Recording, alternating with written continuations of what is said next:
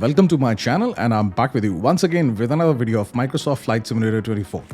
Nowadays, I'm exploring the Boeing 787-10 in the simulator, and in this regard, I'm planning to make a series of videos of this plane so that I can just break down all the information related to a flight into different videos, which will make it easy for you to look for a specific information on my channel. Before this, I've uploaded a video in which I've shown you how to configure the FMC or the flight management computer of this plane. Now in this video, I will show you how to start it from the cold and dark state, and then I will upload videos related to autopilot and ILS approach and landing, and also the RNAV approach and landing. I will give you all the links in the description, and you can just go and follow any of the links as per the learning curve. Now, when I'm making a video, I'm always keeping this in mind that the beginners will be watching it with little or no experience of this plane. So that's why I just try to keep things really simple and to the point, but I just try to explain everything. So just to begin with, this is the overhead panel, which has the controls for the electrical systems, for the hydraulic systems, for the fuel, the lights, and then you have controls for the cabin pressurization and air conditioning. Then this is the mode control panel of the plane, and from here you will control different modes of the autopilot. On the left hand side and on the right hand side you have EFIS, and with the help of this EFIS, which is Electronic Flight Instrument System, you control different views of the navigation display, which are over here. And these are the actually buttons to control also different views on the navigation display. You can see different information related to systems, and you can also get the checklist over here on any of the screens. Now let me just change the view, and this is the prime flight display, and this is the navigation display. Then this is a large screen which is used for the FMC or the flight management computer. Then these are the thrust levers. You have control for the flaps and the speed brakes. Then this is the pedestal. You have the communication controls over here, and plus for the navigation if you want to tune into any navigator. So let me just adjust the view and start this plane from the cold and dark state. But before this, make sure that the throttles are in the idle position, and the parking brake is also set, and the speed brakes are disengaged. Just make sure they are like this, and flaps are also retracted. Then the gear lever is down, and the wipers are off, which are over here. You have the control over here. And then you have these fuel control switches for the plane. Just make sure they're off. Now, in order to start this plane, you should have some power in the plane by turning on the battery. So this is the control for the battery. And now there will be some power. Then for this plane, the external power is already available because the plane cannot keep on running on the batteries. It needs some external power, because if you keep on running the plane on the batteries will drain out. So that's why if the external power is not available, then you can call for it. Otherwise, if it says available, then you can turn it on. So just press these buttons, and now you have the external power. This is not used generally for the flight. It's required for the maintenance. So you can just keep it like this, or if you want to turn it on, you can then turn it on. Just make sure that you have these two buttons on, the cabin utility and the in-flight entertainment system for the passenger seats. It's also on.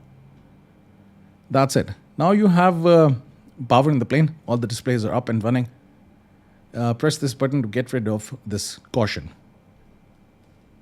Now there is one more thing that you have to just ensure, that the hydraulic pumps are off. You have these primary hydraulic pumps. They should be on, but the C1 and C2 electric pumps and demand electric pumps, they're off.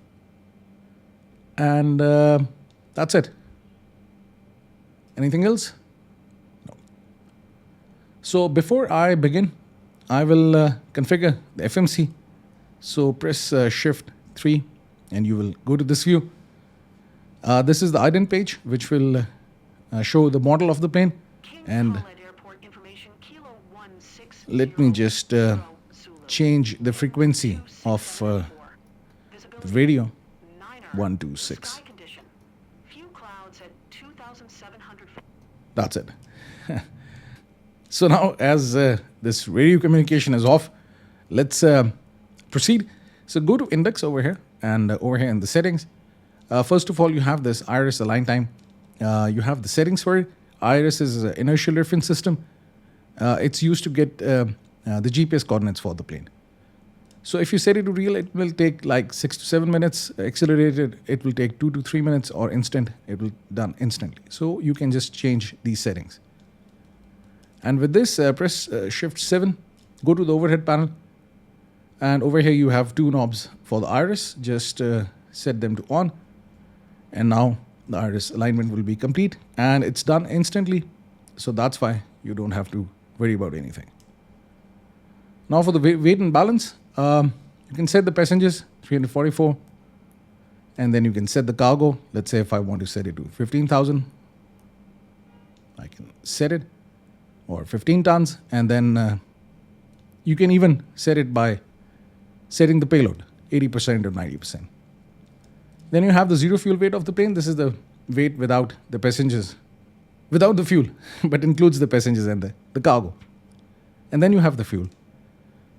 So you don't have a proper calculator for this plane right now. If you're not using SimBrief to get the fuel, how much fuel is required for this flight. So that's why you can just use any of the amounts, as you're not paying from your pocket. So you can just keep it, but you can just change it if you want. Let's say if I want to carry 30 tons. And that's it. And now this is the center of gravity. It will be required for the takeoff performance calculation. So let's go back and let's go to the index, and I can go to this option position. But with this, as the fueling is now complete, you can turn on the seatbelt signs. So you have the seatbelt sign, just set them to auto, and that's it. Now for the reference airport, you will use the ICAO code for King Khalid International Airport, OERK. And that's it. Then go to this option route, and over here, you can get the flight plan from the Microsoft Flight Planner. I'm not going into the details of the FMC configuration that because I've already uploaded a video, so you can just go and watch that video. So from Riyadh to Abu Dhabi, and that's it. And I can send this route to avionics and just press execute, and that's it. And then the flight number can be anything. I just use AA123. Now you have the flight plan, and you can just get rid of the yoke. And if you go to this option plan, you can just go through this complete flight plan by pressing this option step in this option legs. And you will see the complete flight plan over here in the navigation display. You can zoom in and zoom out by using this knob. And you will see that the complete flight plan is there without any discontinuity or without any issues. So you can just change the view and go to this option. I will also make another video in which I will tell you how to manually enter the flight plan over here. But for this video, I'm just using the electronic flight bag for this. Now go to this initialization page.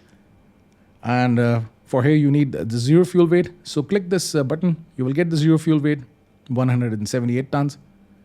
And now you have the gross weight. The fuel is appearing over here as well, 15 tons. On both of the sides, the left and the right side, and there's nothing in the center tank. So the reserves, I use like, if I'm using 30 tons of fuel, I use like 2 or 3 tons of fuel. Let's say I keep 2 tons. And that's it. Now you have the cruising altitude for this flight. It will be 36,000. So I can just type 360, flight level 360 or 36,000. It will just pick it up. Now the cost index, it's actually a number which determines the rate of fuel burned during the flight. So higher the number, more fuel is burned, plane goes at a higher speed, but the range of the plane decreases. And if you keep a small number, let's say 20 or 30, then the speed at the cruising altitude decreases, but the range increases. And plane goes at a slow speed, but the range is more. So for the flights that I do, I keep the cost index at 80, and that's it. Press execute. Now you need the CG for cruise. So let's go to settings, and it's 29.52. So just go to this option, 29.52. I think it just takes the rounded value, so I can keep like 30, and that's it. Now for the thrust limit and takeoff, I will use this takeoff performance calculator.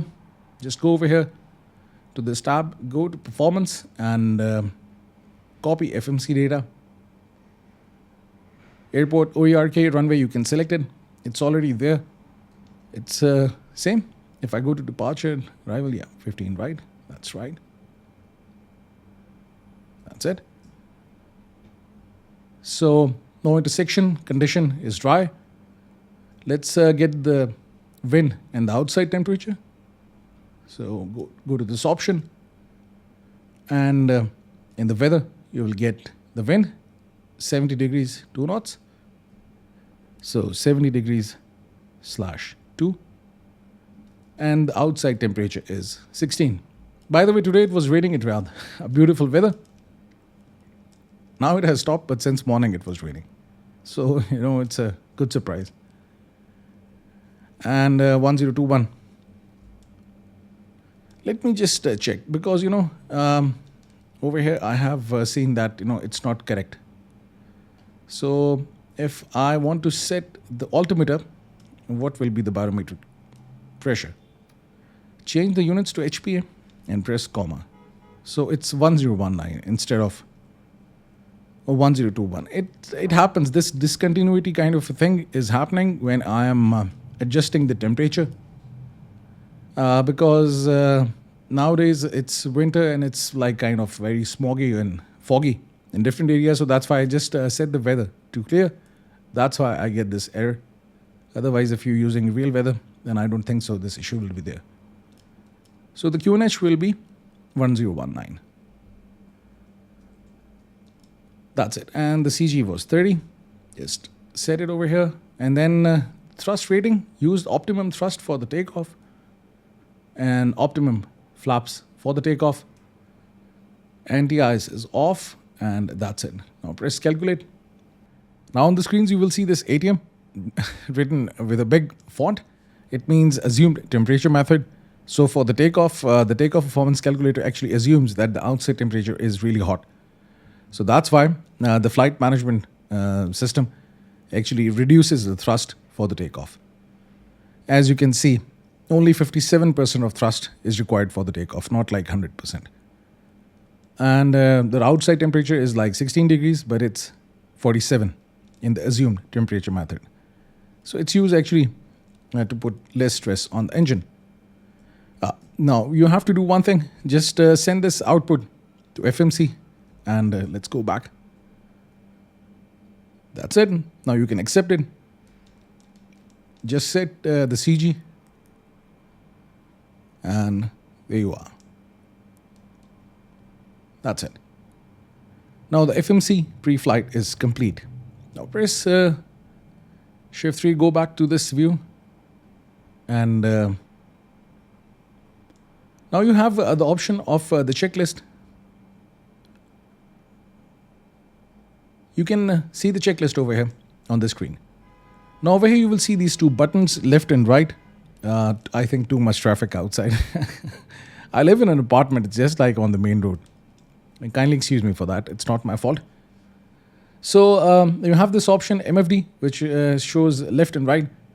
So if I select right, then whatever I select over here, it will be shown over here. And if I select, let's say, CDU, system, checklist, or ND, then on the left side, I can also change. So let's get the checklist over here, or maybe you can get the checklist over here on this side. Now pre-flight, parking brakes are set, fuel control switches are cut off, and now it's done. So you can press normal and go back to this page before start. So passenger signs are on. Now we have to set the mode control panel.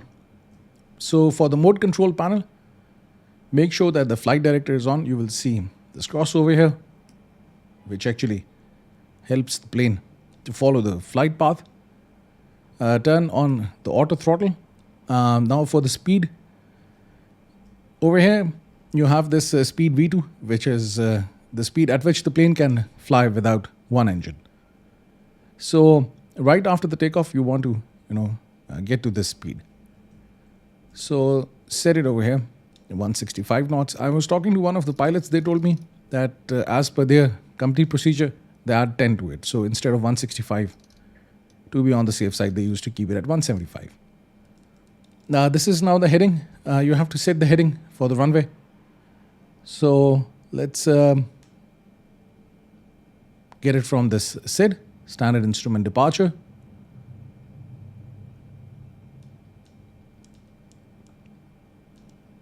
Which is 147 degrees. So let's set the bank. Oh, sorry, the heading.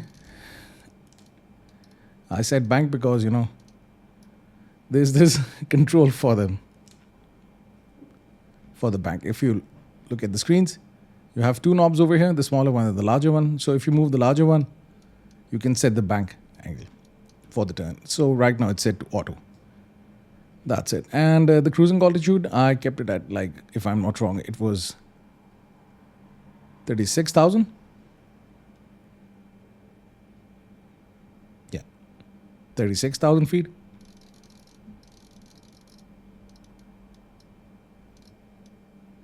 That's it.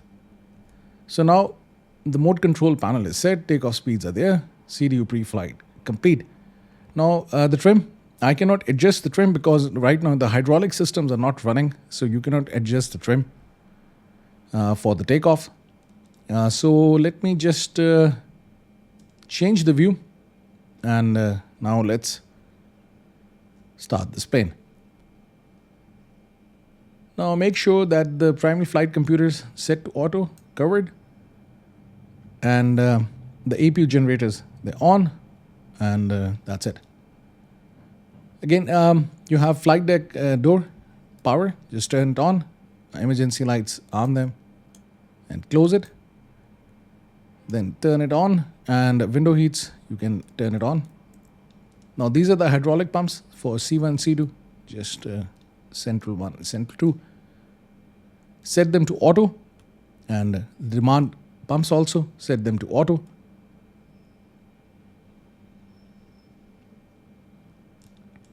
And let's turn on the fuel pumps. Anti-ice, you can set it to auto. Turn on the beacon and the nav light. Beacon is the light which tells the ground crew that you're going to start the plane. So it's like a red light on the top of the plane and at the bottom. And you have the nav lights on the wings. Not so much visible. The green light and the red light. Okay. So you have these things on, turn on the packs, and that's it. Now it's time to turn on the APU. Now just move this switch to start, and then it will just go back to on.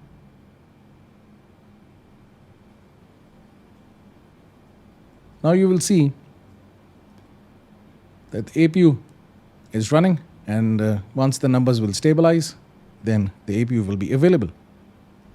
And with this, the external power will be automatically disconnected. So this is an automatic system in this plane. In the Boeing 737, you have to do it yourself, but in the 787, you don't. So let's wait for the APU to be available. Then you can look at the electrical information. Right now you can see power is coming from the APU. Then hydraulic systems are off, as you can see on your screens. Then this is the fuel information. This is for the air, and for the doors, and gears, flight controls, and everything.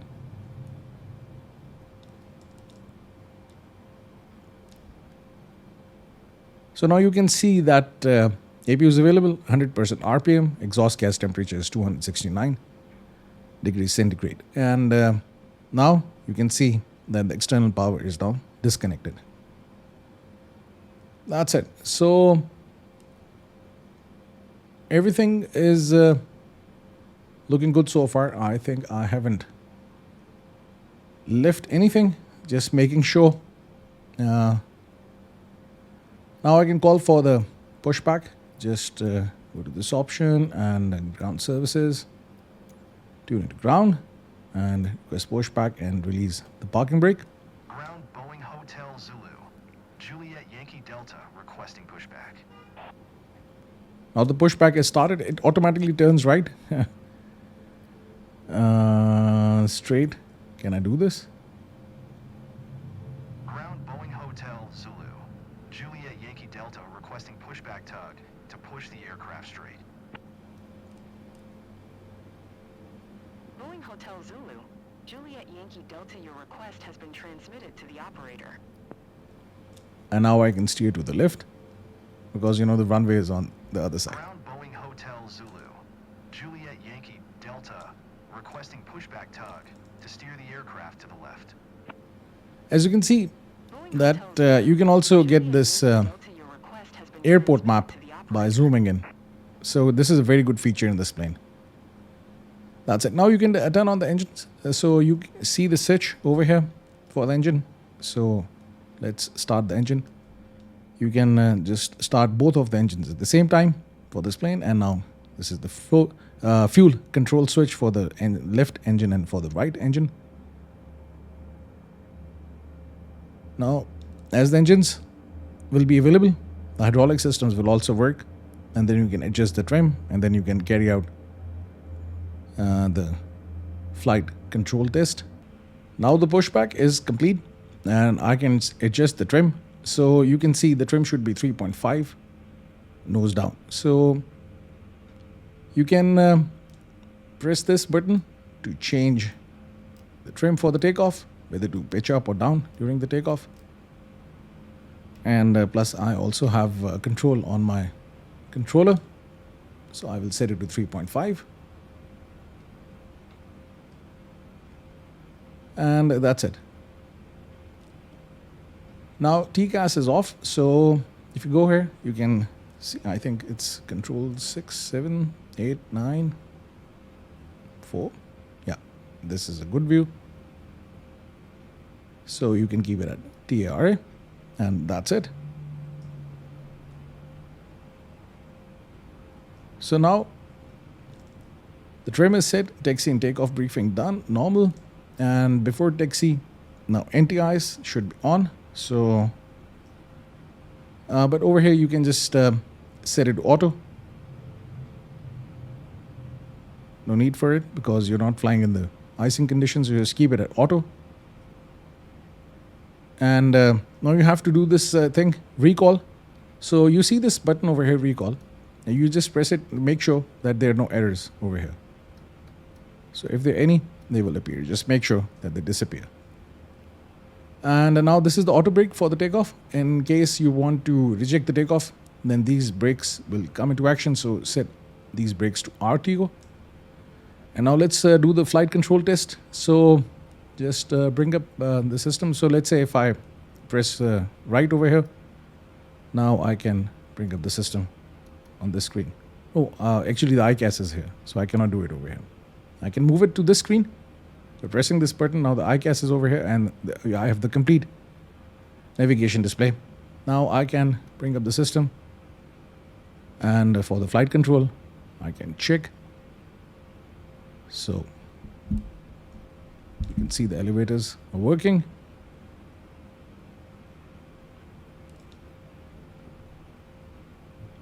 Ailerons working. Elevators. Yeah, there is a bit difference over here. I think it will be fixed the next updates. And the rudder is also working. And ground equipment is clear. Now it's time to turn off the APU as we have the power from the engines. So we don't need the APU. You can just turn it off. Press 3. APU. You can just see that electrical systems. Now the APU is off and you have electrical power from the engines. And that's it. Now before takeoff, set the flaps. So now I will also turn on the lights. Ground Boeing Hotel Zulu. Juliet Yankee Delta ready to taxi. Straight out departure with Kilo. Let me change the frequency. Okay. So flaps required for the takeoff, 5. So let's set it to 5.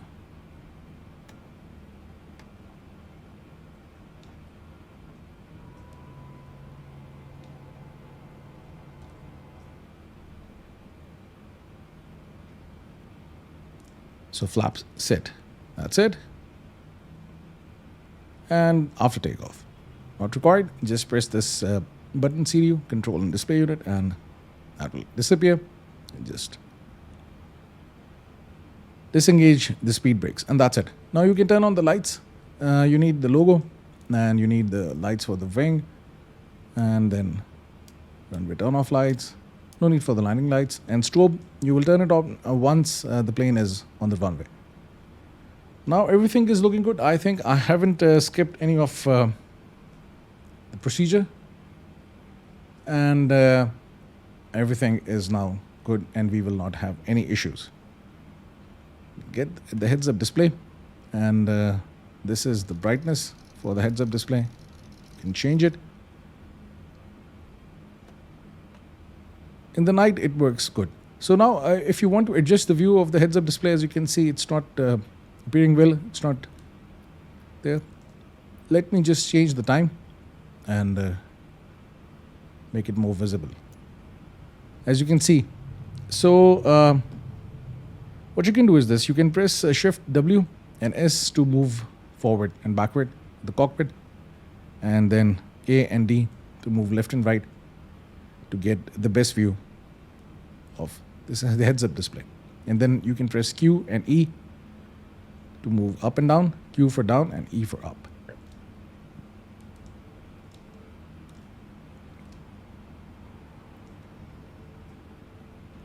So I think that's a good view and a comfortable view for the takeoff. So this is how you start this plane from the cold and dark state, and if you'll do a flight with this plane, you're really going to enjoy it. If you have any questions, you can ask me in the comment section, or if you want to add anything to this video, the comment section is there for you. Thank you very much for watching and have a nice day. Hope to see you soon.